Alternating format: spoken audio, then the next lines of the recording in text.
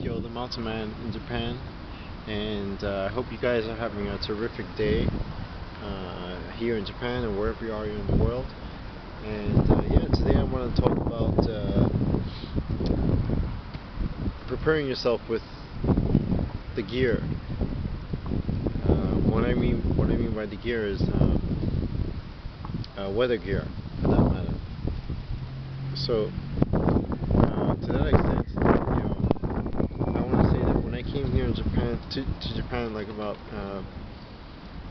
4 months ago now, I was caught off guard about what type of gear I should bring, and what type of gear is effective and whatnot.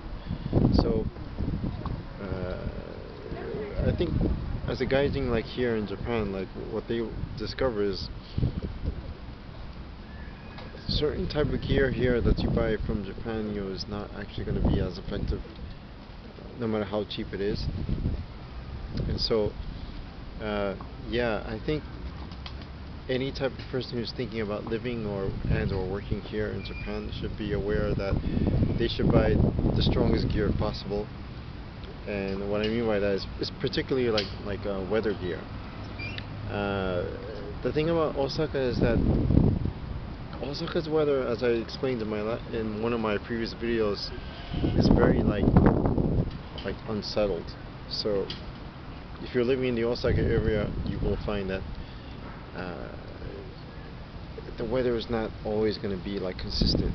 And what I mean by that is that, let's say that they have like a cold period, and sometimes that cold period might not be consistent, like let's say like 4 or 5 days or so. The thing about Osaka is that it'll get cold like one day, and sometimes it will get very hot the next day. Sometimes it'll be like spring weather the next day, or summer weather the other day. So I think that the best thing to do is get the strongest gear possible to protect yourself from like stuff like from the sun and the rain, particularly the rain. Because the thing about Osaka is that the rain here is it can get heavy at times. I mean, it doesn't like downpour or anything like that, but it can get nasty sometimes. So yeah, just be aware about that. Buy your raincoats, buy your rain boots. Anything that could protect you from the elements here, particularly in Osaka. Not just Osaka, but in Japan in general. So yeah, so just be aware about that. My next video is going to actually be about this thing here.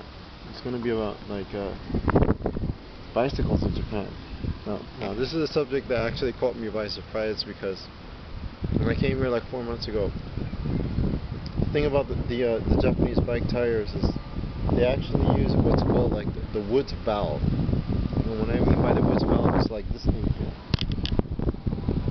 See this thing right here? This is called the wood valve. I actually did research on this thing, and let me just say it's not like the friendliest of valves to be able to like pump your air into, but it can get very annoying. And you'll see that in my next video, because it's something that I'm actually still like researching and trying to get better at. So yeah, stay tuned for that video, because that video is coming up. My next video after that is going to be about suicide, part 2 here in Japan. And again, it's about like my thoughts and my actually experiences about the suicide thing in Japan here. So that's something that you want to stay tuned for. So yeah, so please like and subscribe, and as always, I'll see you in my next video. And also I suggest you guys to check out the other 2 J vloggers, AK Unrested's channel, and Victor, Give Me Your Flake Man, Give Me Your Break Your Hands channel, because they have a wealth of information about Japan in general. But these guys have lived here in Japan for a very long time, I think about 10 years plus. Yeah, please check out their channel if you have any. I think most of your questions will be answered if you watch their videos, because they have them like categorized and everything. So yeah. Anyway, I'll see you guys in my next video, so stay tuned.